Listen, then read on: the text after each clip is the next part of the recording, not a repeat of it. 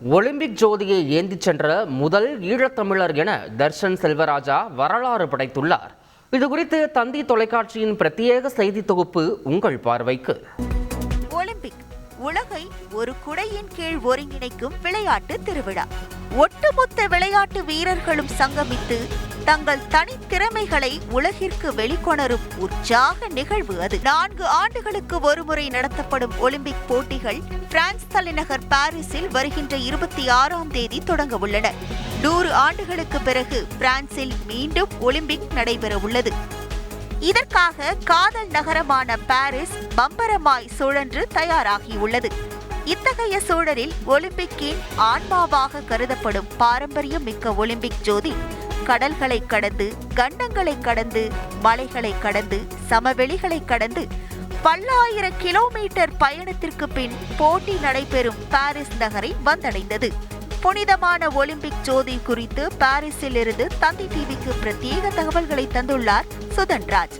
இந்த ஒலிம்பிக் தீபம் என்பது விளையாட்டு வீரர்களால் புனிதமாக கருதப்படுவது மட்டுமல்ல, எந்த நாட்டில் அந்த ஒலிம்பிக் விளையாட்டுப் போட்டிகள் நடைபெறுகின்றதோ அந்த நாடு முழுவதும் ஒலிம்பிக் தீபம் மக்களை அதை நோக்கி நகர்த்துவதாக ஒன்றுபடுத்துவதற்கான ஒரு ஒளிஜோதியாக இருக்கின்றது. அந்த வகையிலே பிரான்சினுடைய ஒலிம்பிக் தீபம் 400 கிராம பெருநகரங்களை கடந்து 11,000 பேர், ஒவ்வொரு துறை சார்ந்தவர்கள் 11,000 பேர் ஒலிம்பிக் தீபத்தை கையேந்தி வந்து கொண்டிருக்கின்றார்கள். பாரிஸ் நகருக்கு ஒலிம்பிக் ஜோதி வந்தது வழக்கமான நிகழ்வாக பார்க்கப்பட்டாலும் அங்கு ஒரு வரலாறும் படைக்கப்பட்டிருக்கிறது. ஆம், ஒலிம்பிக் ஜோதியை ஏந்திய முதல் ஈழத்தமிழர் என சரித்திரத்தின் பக்கங்களில் இடம்பெற்றிருக்கிறார் பிரபல பேக்கர் தர்ஷன் செல்வராஜா. நன்றி. எல்லாரும் சேர்ந்து வந்து என்ன வாழ்த்துறதுக்கு இந்த இடத்துல எல்லாரும் வந்ததுக்கு நன்றி. இப்போ இந்த செக்யூரிட்டி ரீசெண்டால கூட நேரம் கதைக்க முடியாது. உண்மையிலே எல்லாரும் வந்ததுக்கு மனமார்ந்த நன்றி. பாரிஸ் வீதிகளில் ஒலிம்பிக் ஜோதியை தர்ஷன் ஏந்தி சென்ற போது அங்கு குழுமியிருந்த ஈழத் தமிழர்களின் முகங்களிலும் அவ்வளவு சந்தோஷம், மகிழ்ச்சி வெள்ளம் கரை புரண்டு ஓடியது. தர்ஷனுக்கு எங்களுடைய வாழ்த்துக்கள். இந்த ஒலிம்பிக்கில் அவருக்கு கிடைச்ச ஒரு நல் மதிப்பென்று சொல்ல வேணும். அது எங்களோட தமிழ் மக்கள் எல்லாருக்கும் நிறைய சந்தோஷத்தை கொடுக்கின்றது. தர்ஷன் இப்படி வந்ததுக்கு எங்களுக்கு மிகவும் சந்தோஷம்.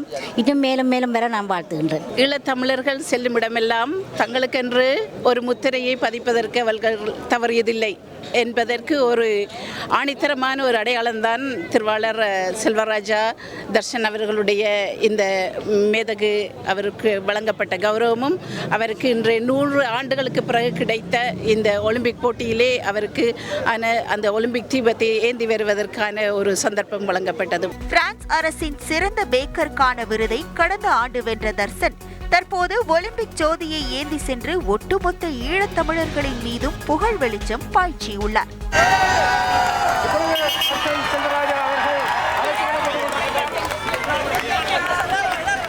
சரித்திரம் படைத்த தர்ஷனை உச்சந்தலையில் வைத்து ஈழத்தமிழர்கள் கொண்டாடி வருகின்றனர்.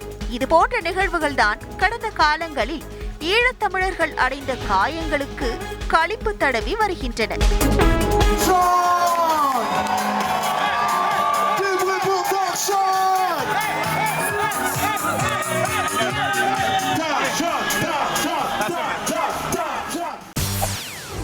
செய்திகளை உடனுக்குடன் தெரிந்து கொள்ள உடனே சப்ஸ்கிரைப் பண்ணுங்க.